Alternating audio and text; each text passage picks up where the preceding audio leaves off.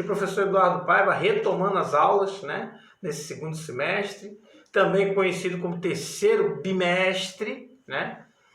E antes de mais nada, após essa semana de recesso, de descanso, a gente vai concluir ainda a apostila que nós estávamos estudando no segundo bimestre. Ficaram faltando 2 aulas, tá? A gente vai fazer de uma maneira que são assuntos importantes que vocês verão mais à frente, em detalhes, né? E será importante vocês darem uma passada, não esquecerem disso, tá bom? Então, abra a apostila aí, página 220, conflitos na Europa. Dá um pause aí no vídeo. Segurou? Procura a página. Vamos lá, achou? Beleza, vamos lá então.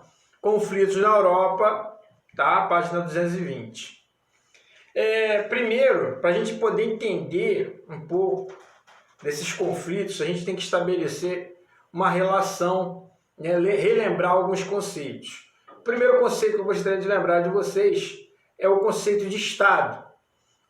Estado é uma unidade política, né? Com fronteiras, uma administração central, né?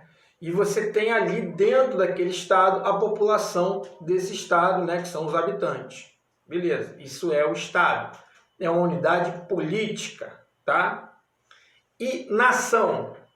Nação é um grupo de indivíduos que tem características em comum, culturais, sociais em comum, tá? Então, dentro de um Estado, você pode haver várias nações, tá? Você não vai conseguir ter nações, melhor, Estado dentro de nações. Você sempre vai haver nações, às vezes mais de uma, dentro de um Estado, tá bom? Então, relembrando esses conceitos, a gente chega, por exemplo, aqui o texto começa falando, dando exemplo da Espanha, que é um Estado, né, um país. Então, dentro da Espanha, que é uma história milenar, você tem algumas nações. Em algumas tem algum conflito com a administração geral, né, em Madrid, e querem ser reconhecidas como estados independentes. Um exemplo é o País Basco, que fica na região norte da Espanha, divisa com a França. É uma região que tem língua própria, tem seus costumes próprios, e eles gostariam de formar seu próprio país. Daí o nome País Basco. E você tem também dentro da Espanha a região da Catalunha, né? Que é a região mais rica do país. E aí você tem os catalãos, né? Que tem uma história lindíssima, né? Uma cultura, uma língua própria também, tá? Nem todo catalão fala espanhol, tá? Eles têm uma linguagem própria, um idioma próprio, parecido até, mas é diferente. E eles gostariam, né, de ser independentes. Já houve plebiscito, né? Há pouco tempo atrás até algumas manifestações populares, até do clube de futebol Barcelona, né? Porém, ainda não aconteceu. Saindo da Espanha, virando a página aqui, a gente começa a falar de outros países menores, né? Você tem ali a divisa entre Albânia e Grécia, né? São países menores, países mais pobres, e tem umas suas diferenças já, né? Até na marcação de fronteiras, ainda no início do século passado, eles tiveram alguns problemas. E apesar de serem 2 países pobres, a Albânia mais pobre ainda do que a Grécia, existe também essa rixa econômica. Falamos aqui que essa página 223 fala aqui da Itália, né? Há uma divisão na Itália também entre a região mais rica e a região mais pobre, e essa divisão ela provoca em alguns momentos algum certo racha, tá? Mas não é um movimento na Itália, não é tão forte como em outros lugares. Esse movimento ele pode ganhar corpo, tá? Ele pode ganhar pressão e acontecer, por exemplo, o que aconteceu na Iugoslávia. Pela idade de vocês, talvez vocês só conheçam a Iugoslávia pelos livros, né?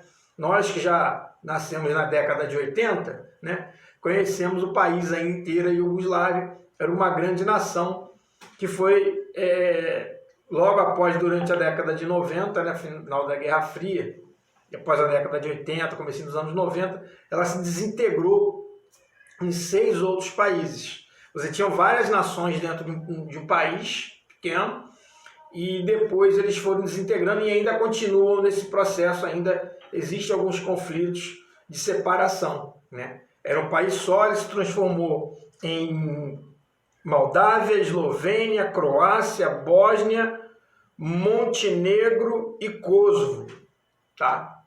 E ainda existem alguns movimentos separatistas ainda mesmo dentro desse território. Conflitos na Irlanda, tá? Os conflitos na Irlanda, eles têm uma característica bem peculiar, tá? É um conflito religioso entre católicos e cristãos protestantes, tá? Da Igreja Anglicana. E esse conflito, embora aqui, por exemplo, seja normal você ver uma rixa religiosa aqui no país entre cristãos, né? Mas lá esse conflito gerou as pessoas pegassem armas e foi algo muito complicado mesmo, tá? Tinha os atentados, a bomba em alguns lugares, mas graças a Deus esse impasse foi resolvido ainda na década de 90, no final dos anos 80, começo dos anos 90, esse conflito foi se amansando e hoje esses conflitos na Irlanda do Norte fazem parte da história, mas ainda geram certas preocupações. De vez em quando ainda ressurgem alguns separatistas. Falamos aqui também, tem aqui na página 223 ainda o Chipre, que é um país pequeno também, a divisa entre a Turquia e a Grécia, né? Essa região ali, Grécia, Turquia, Albânia, é uma região que ela remota ao antigo Império Otomano, né? E também o Império Grego. Então, tem uma história riquíssima, lindíssima. Ali são várias nações, em pequeno espaço de terra também. E esses conflitos é muito normal, de vez em quando nós descobrimos algum conflito milenar que ainda hoje gera uma rixa, né, pendente ainda nessas regiões entre esses povos. Cáucaso, tá? Os conflitos no Cáucaso são alguns países que no passado fizeram parte da antiga União Soviética, né? E hoje lutam por independência.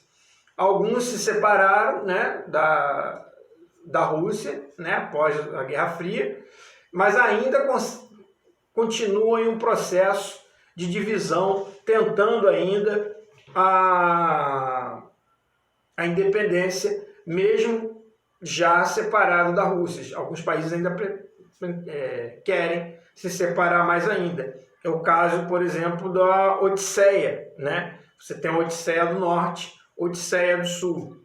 E eles querem se separar. A Odisseia do Norte conseguiu, né, sua independência, e dentro do país chamado Geórgia, você tem uma região chamada Odisseia do Sul, que eles ainda almejam uma independência. Então, uma região que ainda está em processo de definir fronteiras. Toda essa confusão toda, né, ela é importante nós compreendermos, tá? Que nós temos que entender que as guerras mundiais, o palco das grandes guerras mundiais foi a Europa, né?